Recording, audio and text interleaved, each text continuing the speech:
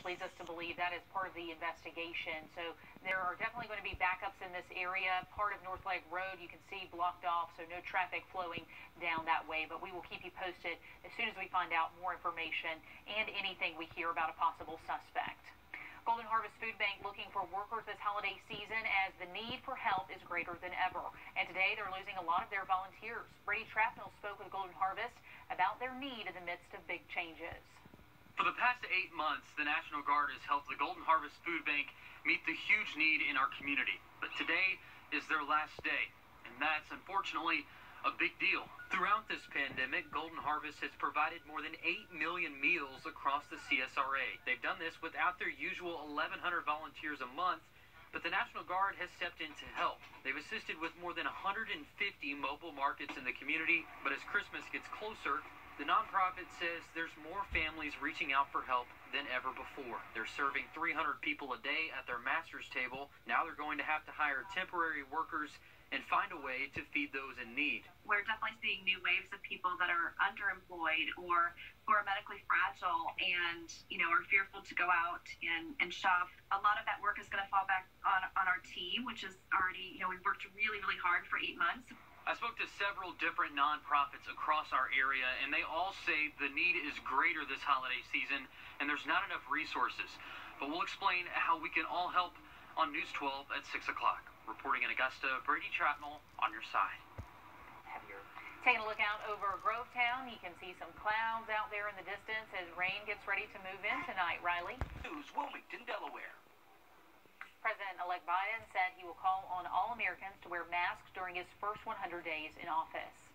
It's been a record-breaking wildfire season in California with more than 4 million acres burned so far.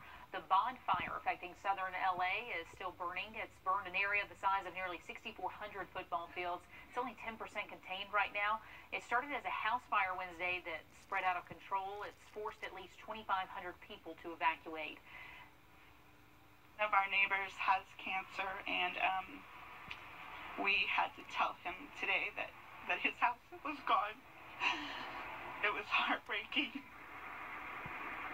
The thousands of homes and businesses as firefighters continue to work to stop the spread, and more high winds are still in the forecast through tomorrow, unfortunately.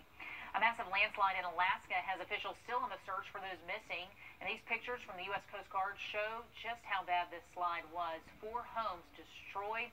2 people remain missing after the landslide as wide as 2 football fields. It slammed right into that neighborhood. There were numerous smaller slides in that area of about 2,500 people as heavy rains battered much of southeast Alaska. Delta Airlines is launching a new contact tracing program. They say beginning December 15th, they will ask people traveling to the U.S. from an international location to share their contact information, things like their email address, their phone number. That data would then go to the CDC to help with public contact tracing efforts.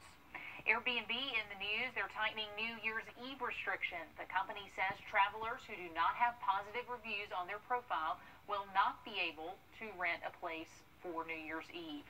They say this is the case for the U.S., Australia, and most of Europe. Anyone who does rent cannot have a party. They are shutting down house parties. It's been a concern for Airbnb for some time, but the problem has really increased during the pandemic. Uber is asking the CDC to consider drivers essential workers. The company says they're making the request in order to help drivers get access to those early COVID-19 vaccines. The company says its drivers provide critical transportation for essential workers along with other services. It's the season of giving, and the U.S. Post Office is doing just that. They launched their Operation Santa program today. People can visit their website. You can find a child in need, read through letters from kids and families. Once you find a letter that speaks to you, you can purchase gifts, wrap them, and take them to your local post office. Then Santa handles it from there. It's as easy as that. There's still time for you to sign up. Letters will be accepted through December 15th. And you can give it here at home as well. The 20th annual Cares for Kids Radiothon is still going on. They help thousands of kids each year, many of those from right here at home, and they help them no matter the cost. Our Cliff Bennett joins us live from the Children's Hospital of Georgia. So, Cliff, how can everyone at home help out? It's very easy to do with our 20th annual Cares for Kids Radiothon. We have the ladies here from Fringe Hair Salon. They are our last batch of operators for our second day here. We only have a few hours left here in the hospital until 7 o'clock tonight. You can make that call by dialing 866-412-5437. That's 412-KIDS. You can also call 706-922-5437. Please put these ladies to work until 7 o'clock tonight. Make those phones ring. A miracle maker is what we're looking for the next hour and a half. That's about $15 a month. That's $180 on a one-time donation if you'd like to do that. For this wonderful non-for-profit organization that doesn't turn a single child or family away, regardless of their ability to pay.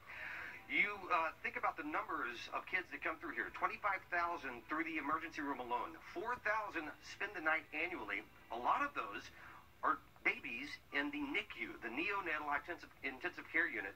They're not much more than the size of a Coca-Cola can. That's why it's so important to make those donations now. We're going on until 7 o'clock tonight. Tomorrow, our final day from 8 a.m. until 1 p.m. All the details at caresforkidsradiothon.com. Again, live from our 20th annual Cares for Kids Radiothon, it's Cliff Bennett at the Children's Hospital of Georgia. All right, thank you, Cliff. Still time to give. I want to take you live now. This is over at the City of Aiken Visitor Center as the 4th Annual Festival of Trees kicks off. Every year, local businesses and organizations decorate these gorgeous Christmas trees to put on display. And if you want to go check them out, you can vote on your favorite. But you see, they've got 2 levels of trees there. Just gorgeous work. We know they worked so hard on those. And we do want to tell you a weather update for events tonight. The tree lighting in downtown Aiken and Christmas in the Hopelands, those events have been canceled because of the weather.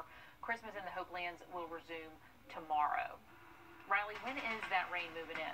That rain is moving in very shortly, President. NRSC is responsible for the content of this advertising. Some of the biggest upcoming blockbusters will head straight to streaming. Warner Brothers announced all of their upcoming movies will be on HBO Max the same day they hit theaters. But as Carter Evans shows us, it could have a devastating impact on movie theaters.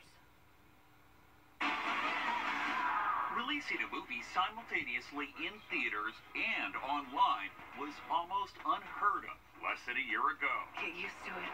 But when Wonder Woman 1984 premieres on Christmas Day in theaters and streaming on HBO Max, it'll be the first of Warner Brothers' entire 2021 roster of new movies to be released in theaters and on its streaming service HBO Max at the same time. It sort of redefines what a blockbuster looks like. Matt Donnelly is a senior film writer for Variety. Is this the beginning of the end of movie theaters as we know it? I would say absolutely. They're suffering incredible losses financially, layoffs, and now we're heading into another round of extreme closures. So I think movie theaters as we know them will ultimately change. Warner Brothers is holding nothing back, releasing 17 of the most anticipated films of the year, including Suicide Squad, a remake of the classic Dune, and the Lin-Manuel Miranda adaptation, In the Heights. It's time to make some noise. How does this work financially for Warner Brothers? The incentive here for Warner Brothers is to drive subscriber growth. When all 17 movies come out, they'll have an incredibly higher number of subscribers than they do now, something that can rival Disney and Netflix. In a statement, the CEO of theater chain AMC accused the movie studio of sacrificing profit for subscribers, saying, "We will do all in our power to ensure that Warner does not do so at our expense." So far this year, theaters are grossing about $2 billion in the U.S. compared to $11 billion last year. So they said that they're only going to do this for 1 year, but can you put that genie back in the bottle? You can't sort of train your subscribers to expect these incredible, massive productions for free on HBO Max, and then after a year tell them, sorry, no, you're going to have to go see Matrix 5 in theaters. The films will be available to subscribers at no extra charge, but they'll stop streaming after 30 days. Man, that is just devastating losses for the movie industry, theaters. Warner Brothers says they will only stream their upcoming movies through 2021.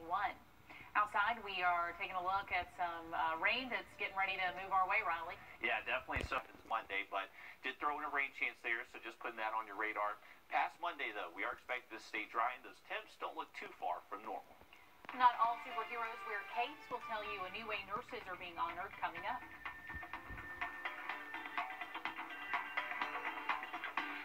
End of this advertising. It's 2020, and now the heroes don't wear capes, they wear scrubs. Marvel Comics teaming up with the Health Network to celebrate our real-life heroes, mixing comics with nurses. And the comic is fittingly titled The True Nurses Comic Book. The storyline focuses on nurses in the Pittsburgh area, follows their day-to-day as they continue to fight America's biggest monster, the coronavirus.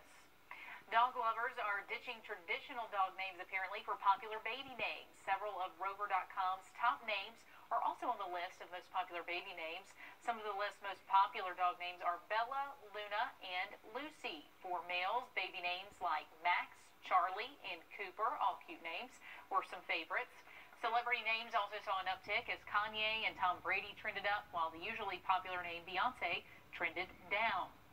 Walmart is taking its drones and lights on tour. They will use almost 1,000 drones to make all these holiday shapes in the sky, along with music. The tour kicks off this Friday in Kansas City. It'll move across the U.S. And if you're not in one of the visiting cities, you can stream it online. Just head over to our website, Wrdw.com, to get a full list of dates and places and how you can watch that live online. Microsoft is making waves in the fashion industry. I guess you could call it waves. The tech company has an ugly sweater for sale. $70, but it's going to a good cause. If you're lucky enough to find one still in stock, part of your purchase will be donated to Girls Who Code. The foundation focuses on helping more women get into computer science. So a great cause there, and lots of 90 vibes on those sweaters. Riley, how are we looking rain-wise?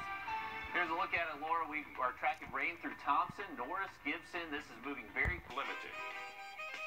News 12 would like to wish you a Merry Christmas and a Happy New Year.